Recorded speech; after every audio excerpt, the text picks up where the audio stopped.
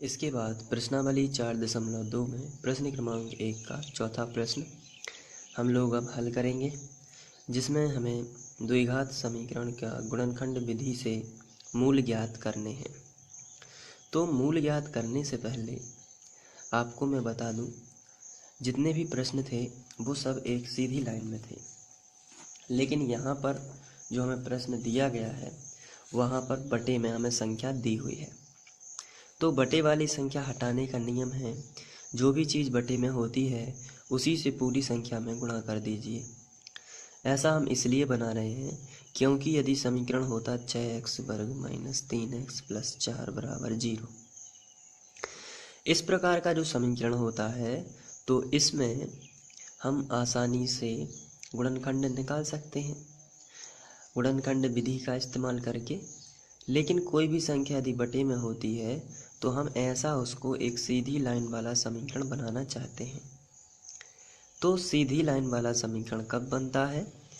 जो भी संख्या बटे में है उसको हटाना है, तब हम सीधी लाइन वाला समीकरण बना सकते हैं।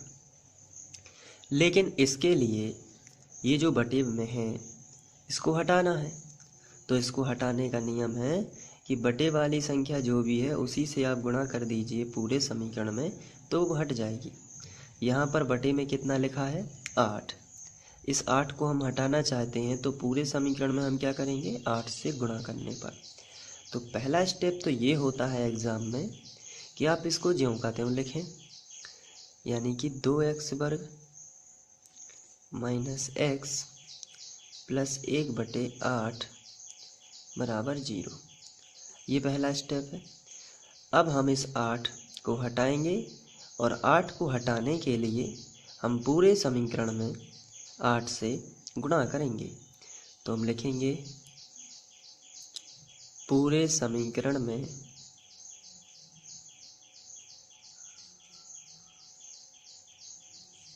8 से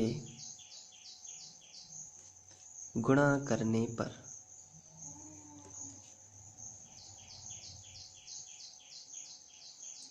तो जब हम 8 से गुणा करेंगे तो आइए इसको रफ में समझ लेते हैं। यहाँ पर 2x वर्ग लिखा है, इसमें भी 8 से गुणा होगा। ये 2x वर्ग और इसमें 8 से गुणा, माइनस x लिखा है, इसमें भी हम 8 से गुणा करेंगे, प्लस 1/8 लिखा है, इसमें भी हम 8 से गुणा करेंगे। तो अब यहाँ पर आप देखोगे कि 8 दूनी 16x वर्ग हो जाएगा, माइनस x का गुणा 8 में होगा तो 8x हो जाएगा। संख्या पहले लिखी जाती है, x बाद में। यहाँ पर 8 और 8 कट जाएगा तो आएगा +1। तो अब यहाँ पर आप देख रहे हैं कि एक लीनियर इक्वेशन में समीकरण हमें प्राप्त हो चुका है और बटे में अब कोई भी संख्या नहीं है। पहले के समीकरण में आप देख सकते हैं बटे में संख्या थी, लेकिन यहाँ पर कोई भी बटे में नहीं है।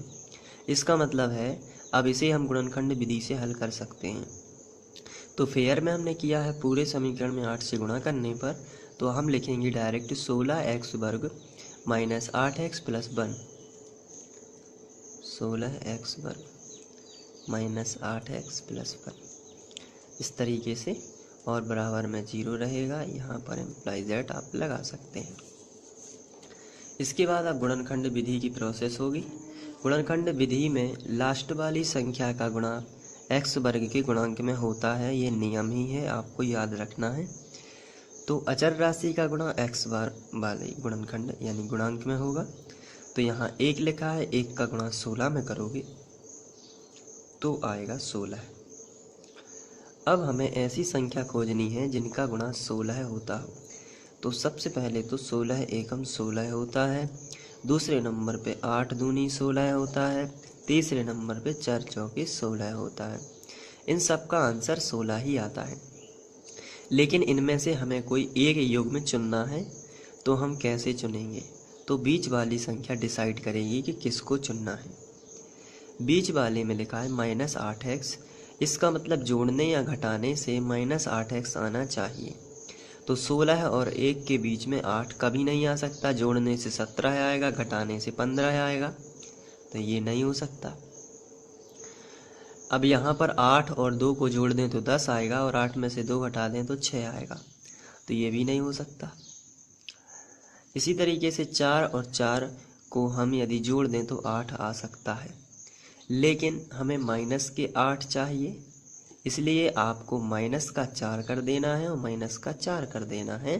तो माइनस माइनस दोनों के यदि जोड़ेंगे हम, माइनस का 4 और माइनस का 4, तो जब ये जुड़ेंगे यानी प्लस होंगे तो माइनस माइनस माइनस के 8 ही हो जाएंगे, क्योंकि माइनस का 4 टोटल हुआ माइनस का 8। माइनस माइनस के जुड़ जाते हैं आपस में, प्लस प्लस के आपस में जुड़ जाते हैं। और हमें यहाँ पर +1 लिखा है और 1 का गुणा हमने 16 में किया, तो यहाँ पर 16 लिखा है, तो हमें गुणा में 16 भी चाहिए। तो यहाँ पर आप देख रहे हैं कि ऋण ऋण का हो जाता है गुणा में धन, लेकिन जोड़ना में ऋण ऋण का धन नहीं होता, जोड़ना में ऋण ऋण का ऋण ही रहता है। तो यहाँ पर ऋण ऋण का हो गया धन, और 4 चौके 16, तो प्लस का हमें 16 भी मिल गया, जो कि हमें यहाँ पर चाहिए है। क्योंकि भले ही यहाँ पर 1 लिखा है, लेकिन 1 का गुणा तो x वर्ग के गुणांक में होता है, यानी 16 एकम 16, तो वास्तव में यहाँ पर हम 16 मान के चल रहे हैं, भले ही यहाँ पर 1 लिखा है। तो हमारी संख्याएं सेलेक्ट हो जाती हैं 4x minus 4x minus 4x। तो चलिए हम इन दोनों को लिख लेते हैं। तो हमें मिला 16x वर्ग minus 4x minus 4x plus 1 बराबर 0। तो इस तरीके से हमें संख्याएं मिल जाएंगी। इसके बाद हमें कॉमन निकालना है। तो कॉमन निकालने का यही एक मंत्र है कि हमें दोनों में जो संख्या है उसको हम कॉमन निकाल सकते हैं, या वो दोनों से डिवाइड हो तो भी कॉमन निकाल सकते हैं। सबसे पहले यहाँ पर 4 है, क्या यहाँ पर 4 है? तो आंसर है यहाँ पर 4 है। क्यों है? क्योंकि 4 का भाग 16 में चला जाता है, तो यहाँ से हम 4 उभयनिष्ठ निकाल सकते हैं इन दोनों पदों में से। तो चलिए हमने 4 कॉमन निकाल लिया। इसके साथ साथ यहाँ पर x है, क्या यहाँ पर x है? तो आंसर है यहाँ पर x है, क्योंकि यहाँ पर x पर 2 की घात है और यहाँ पर सिंगल x है, लेकिन सिंगल x दोनों के पास है, तो मैंने यहाँ से x भी कॉमन निकाल लिया। जैसे ही मैंने x कॉमन निकाला तो यहाँ पर 4 चौके 16 भाग चला गया, तो कितनी बार गया? 4 बार। तो यहाँ पर हम 4 लिख देंगे। यहाँ पर x पर 2 की घात है, 1 हमने निकाल भी ली तो 1 तो बच जाएगी, माइनस लगा है तो माइनस। यहाँ से 4 भी कॉमन निकल गया और x भी कॉमन निकल गया, तो यहाँ पर कुछ नहीं बचा। जब कुछ भी ना बचा हो कॉमन में तो हम 1 लिख सकते हैं। इसी तरीके से हम यहाँ पर देखेंगे, यहाँ पर 4 है लेकिन यहाँ पर 4 नहीं है, यहाँ पर x है लेकिन यहाँ पर x नहीं है, यानी कि दोनों में कोई भी चीज़ कॉमन नहीं निकल रही है। जब कोई भी संख्या कॉमन नहीं निकलती है तो हम चिन्ह के साथ में एक कॉमन निकाल सकते हैं। और चिन्ह कौन सा? जो यहाँ पर शुरू में लगा होगा। तो यहाँ पर तो माइनस लगा है, तो माइनस चिन्ह के साथ इन दोनों में से कोई भी संख्या कॉमन नहीं है, इसलिए हम एक कॉमन निकाल सकते हैं। और जैसे ही हम एक कॉमन निकालेंगे तो इसमें कोई इफेक्ट नहीं पड़ेगा, लेकिन माइनस कॉमन निकालने से अंदर का चिन्ह बदल जाएगा, यानी प्लस का है तो माइनस का और माइनस का है तो प्लस का। तो यहाँ पर फिलहाल प्लस में है तो ये चिन्ह बदल के माइनस हो जाएगा और बराबर में 0 आ जाएगा। अब यहाँ पर आप देख रहे हो कि 2 ब्रैकेट हैं जो समान हैं, तो हम इनको भी उभयनिष्ठ निकाल सकते हैं, या दूसरे शब्दों में ये 2 बार लिखे हैं, हम इनको 1 बार लिख सकते हैं। 4x माइनस 1, और उभयनिष्ठ हमने 4x माइनस 1 को निकाला तो फिर बचा हमारे पास 4x माइनस 1। ये जो बाहर है ये अंदर आ गया, बराबर 0। इसके बाद हमें चूंकि मूल ज्ञात करना है, इसलिए हम दोनों कोष्टक के बराबर 0 लेंगे। तो हम लिखेंगे 4x माइनस 1 बराबर 0, या 4x माइनस 1 बराबर 0। आगे बढ़ते हैं। ऋण 1 का गुणा इस तरफ कर देंगे, यानी पक्षांतर कर देंगे तो प्लस का 1 आ जाएगा। इसी तरीके से माइनस का 1 का पक्षांतर करेंगे तो ये भी प्लस का 1 आ जाएगा। अब चूँकि हमें x का मान निकालना है, इसलिए x के साथ में 4 गुणा में है और गुणा वाली संख्या का पक्षांतर बटे में होता है, यानी भाग में होता है। तो x बराबर आएगा 1/4। यहाँ भी x बराबर आएगा 1/4। तो ये बटे में, तो यहाँ पर हमें 2 मूल मिल चुके हैं।